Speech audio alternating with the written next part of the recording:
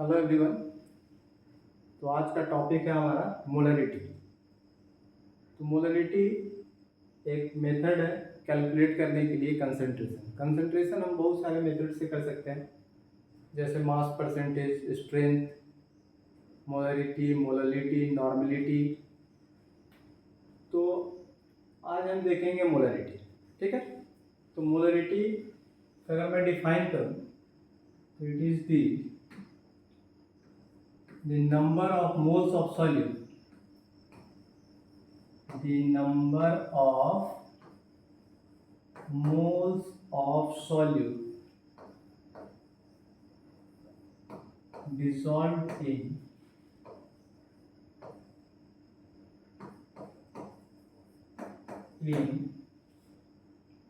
1 liter of solution, in 1 liter of solution। अगर मैं mathematically इसे लिखना चाहूँ तो मोलरिटी को ऐसे लिखते हैं, number of moles of solute, small M क्या है, number of moles of solute upon volume of solution.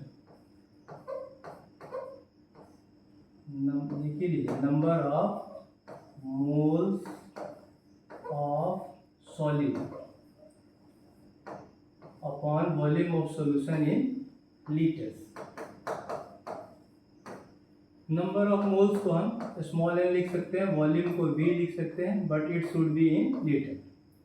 तो मोलरिटी हम ऐसे डिफाइन कर सकते हैं, मतलब कितने मोल सॉल्यूट किसी सॉल्यूशन में डिजॉल्व है। सॉल्यूशन क्या होता है, solute plus solvent equals to solution. तो हमें फोकस किस पे करना है कि सॉल्यूशन का पूरा वॉल्यूम कितना है। सपोज कीजिए सॉल्यूशन का वॉल्यूम है हमारा 1 लीटर। इसका मीनिंग ये है कि अगर 1 लीटर में अगर मैं 5 मोल डिजॉल्व करता हूँ कोई भी सॉल्यूट, दिस सॉल्यूट में भी H2SO4, HCl, ऑक्सैलिक एसिड, कुछ भी ले सकते हैं, शुगर। ठीक है। तो अगर 5 mole of H2SO4 is dissolved in 1 liter of this solution, then we can say that the molarity of H2SO4 in this solution is 5 molar। देखिए मोलरिटी का हमारा सिंबल क्या है, कैपिटल एम। ठीक है। और हम मोलर भी लिख लेते हैं। मोलरिटी निकालना एक बार 2 मोलर 3 मोलर जो भी रहेगा हम लिख लेंगे। ठीक है। जैसे सेंटीमीटर मीटर जैसे यूज करते हैं उसी तरह मोलरिटी को हम मोलर लिखते हैं। मोलरिटी का ऐसा यूनिट क्या होगा, ऐसा यूनिट ऑफ मोलरिटी, ऐसा यूनिट ऑफ मोलरिटी हमारा क्या हो जाएगा, number of moles. Number of moles means mole लिखना है, मोल को अपॉन लीटर। मैं इसे लिख सकता हूं, मोल लीटर इनवर्स नहीं, तो जैसे चाहिए आप वैसे लिख लीजिए, मोल पर लीटर लिख लीजिए, मोल लीटर इनवर्स लिख लीजिए। This is the unit of molarity.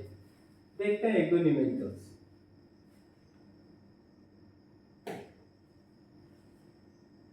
कुछ कीजिए, एक न्यूमेरिकल है हमारे पास, और solution of oxalic acid. Oxalic acid का फॉर्मूला क्या है, COOH whole twice dot 2H2। A solution of oxalic acid is prepared by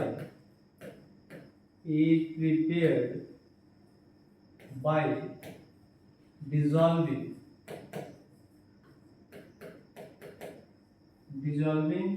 0.63 gram of acid in 250 centimetre cube of solution. ठीक है। तो हमें मोलरिटी निकालना है किसका, ऑक्सैलिक एसिड का, किसी सॉल्यूशन में जिसका वॉल्यूम कितना है 2 सेंटीमीटर क्यूब।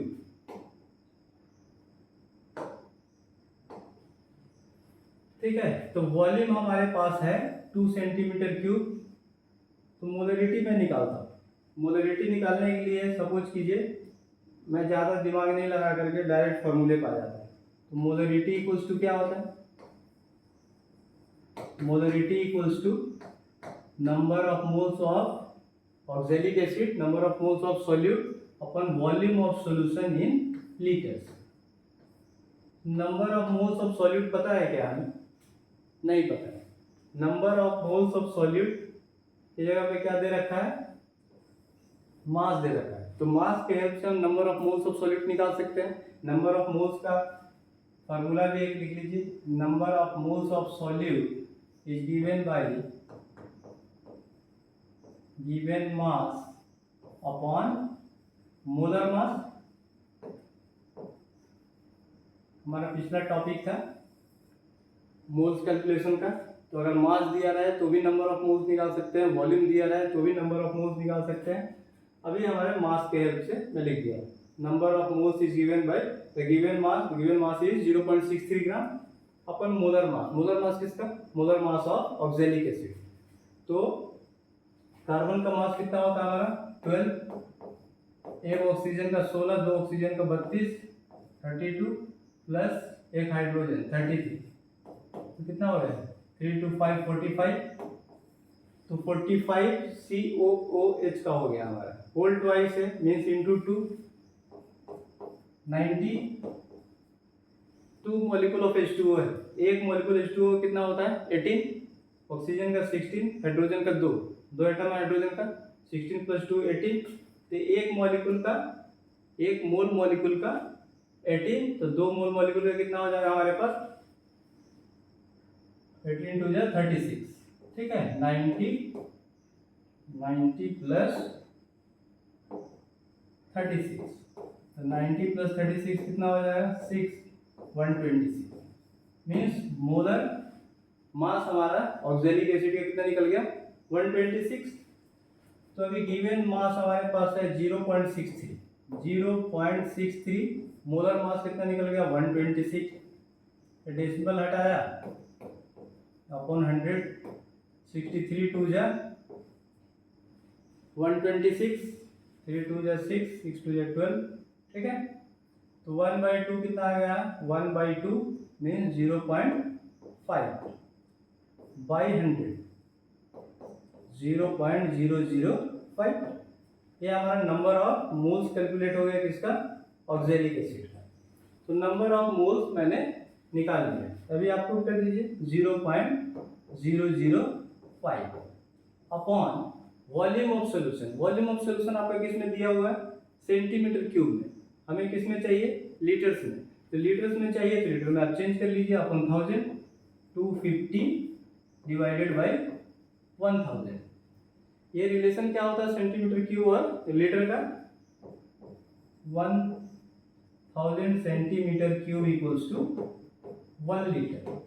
तो जब भी हमें सेंटीमीटर क्यूब में दिया रहा है, लीटर में चेंज करना हो तो 1000 से डिवाइड कर लीजिए, या फिर 1000 मिलीलीटर का भी रिलेशन वही है, लीटर से सेम। तो मिलीलीटर में 2 दिया हो तो भी 1000 से डिवाइड करके लीटर में चेंज कर लीजिए, सेंटीमीटर क्यूब में दिया हो तो भी उसको 1000 से डिवाइड करके लीटर में चेंज कर लीजिए। अभी हमें सेंटीमीटर क्यूब में दे रखा है, मैंने 1000 से डिवाइड कर लिया। तो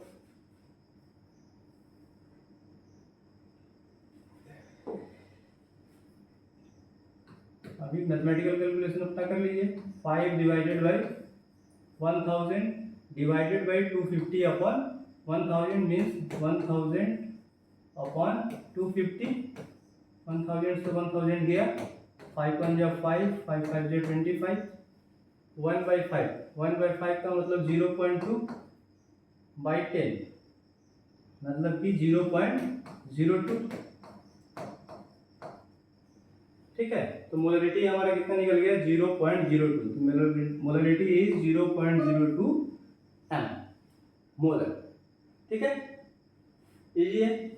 तो अभी आपको मास दे रखा था, उसके हेल्प से मैंने नंबर ऑफ मोल्स निकाल लिए। Number of moles volume centimetre cube में दे रखा था, मैंने उसे 1000 से डिवाइड करके लीटर में चेंज कर दिया। फार्मूला हमारा number of moles upon volume of solution in litres. ये सब अगर फार्मूला आपको ऑक्जेलिक एसिड का याद नहीं है तो क्वेश्चन में दिया रहेगा और फिर धीरे धीरे याद भी हो जाएगा। ठीक है, एक नेक्स्ट क्वेश्चन देखते हैं, पर ये आपको फॉरमोस्ट आना चाहिए। क्या आना चाहिए? नंबर ऑफ मोल्स कैसे निकालते हैं, क्योंकि हमारा फॉर्मूला में ये है number of moles upon volume of solution in litres. तो अभी आपको मास दे दिया था तो तुरंत फटाफट निकल गया। वॉल्यूम भी दे सकता था, वॉल्यूम की हेल्प से अगर ऑक्जेलिक एसिड का वॉल्यूम दे देता तो फिर हमारा रिलेशन क्या होता है, 1 mole equals to 22.4 litre in 1 mole equals to 22.4 litres. ठीक है, एट एसटीपी। एसटीपी क्या होता है हमारा? Standard temperature pressure. तो standard temperature is 273 kelvin and standard pressure is 1 atmosphere. तो आपको अगर इस कंडीशन के में दे रखा है वॉल्यूम, तो 1 मोल से रिलेट करके हम नंबर ऑफ मोल्स निकाल सकते हैं। ठीक है, this is our different topic, हम डिस्कस कर लेंगे उसे। नेक्स्ट,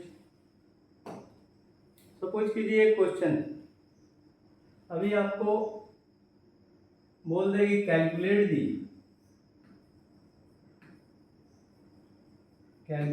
दी मोलरिटी ऑफ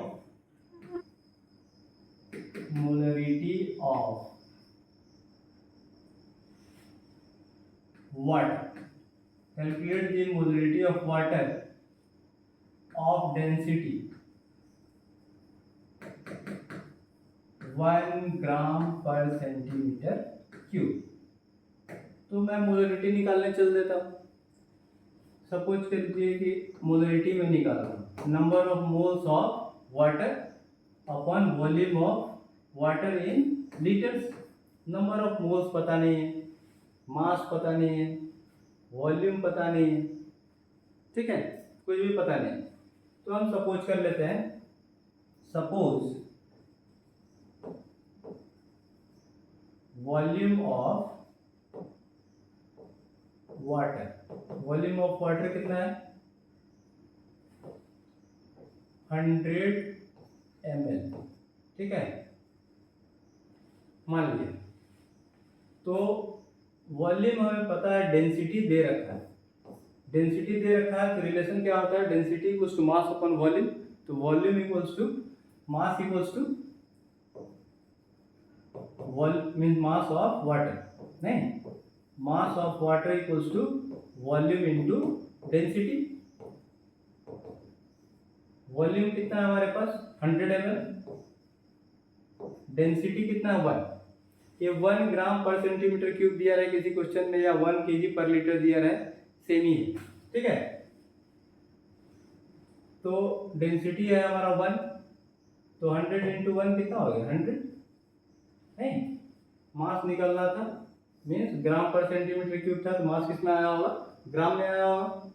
अभी देखिए, अब मुझे नंबर ऑफ मोल्स चाहिए। तो नंबर ऑफ मोल्स का फॉर्मूला क्या है? Given mass upon molar mass. What is the given मास? 100 ग्राम।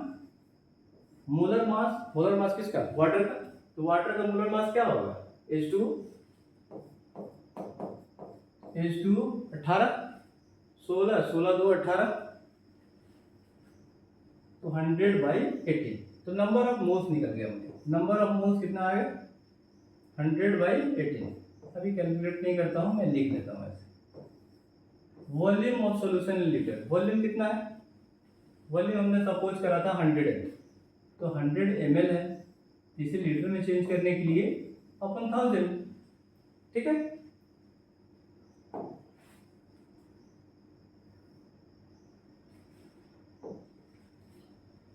तो 100/18 इंटू रिवर्स हो जाएगा 1000/100। 100 से 100 गया, 1000/18, ये 55.55 आता है, मुझे याद है।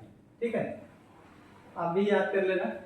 वाटर हम बहुत जगह में इस्तेमाल होगा, मोलरिटी ऑफ वाटर, तो आपको भी याद हो जाएगा कुछ दिनों में कि molarity of water is if density is 1 ग्राम पर सेंटीमीटर क्यूब, तो उस केस में 55.55 ही आता है।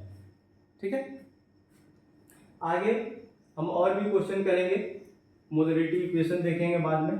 नेक्स्ट वीडियो में मैं बताऊंगा molarity equation M1V1 equals to M2V2, ठीक है, मीन्स मोलरिटी ऑफ डाइल्यूशन। जब हम किसी सॉल्यूशन को डाइल्यूट कर देंगे तो उसका मोलरिटी चेंज होगा, ठीक है। डाइल्यूट करते जाएंगे तो मोलरिटी क्या होता जाएगा, कम होता जाएगा, वो हम देखेंगे नेक्स्ट वीडियो में। और उसके बाद हम देखेंगे मोलरिटी ऑफ द मिक्सचर। जब दो मिक्सचर अलग अलग मोलरिटी के मिक्स करेंगे तो हमारा नया मोलरिटी क्या होगा। तो जब दो मिक्स कर देंगे हम अलग अलग मोलरिटी के, इसका molarity M1 volume that will be V1, इसका molarity M2 that will be V2। अगर दोनों को मैं मिक्स कर दिया एक नया वॉल्यूम तैयार होगा, तो इसका वॉल्यूम कितना हो जाएगा V1 प्लस V2। और मोलरिटी हमारा कितना हो जाएगा, नंबर ऑफ मोल्स तो चेंज नहीं हो रहा है, ठीक है, नंबर ऑफ मोल्स नहीं चेंज हो रहे हैं, तो हमारा क्या हो जाएगा मोलरिटी का नया molarity M1V1 plus M2V2 upon V1 plus V2। वो मैं नेक्स्ट टॉपिक में डील कर दूंगा आप, ठीक है। अभी M1V1 इक्वल्स टू M2V2 कहाँ से आया, नंबर ऑफ मोल्स का मोलरिटी का फॉर्मूला क्या है, M equals to N upon V, तो N equals to M into V, N equals to M into V। अगर एक कंडीशन में हमारा N का वैल्यू M इंटू V हुआ, तो दूसरे कंडीशन में मोलरिटी अलग होगा, वॉल्यूम अलग होगा, बट नंबर ऑफ मोल्स तो चेंज नहीं हो रहे। तो चेंज नहीं होने की वजह से N remains the constant, that's why M1V1 equals to N and in second case also M2V2 equals to N। तो हम दोनों को इक्वेट कर सकते हैं, ठीक है। Okay, till then bye.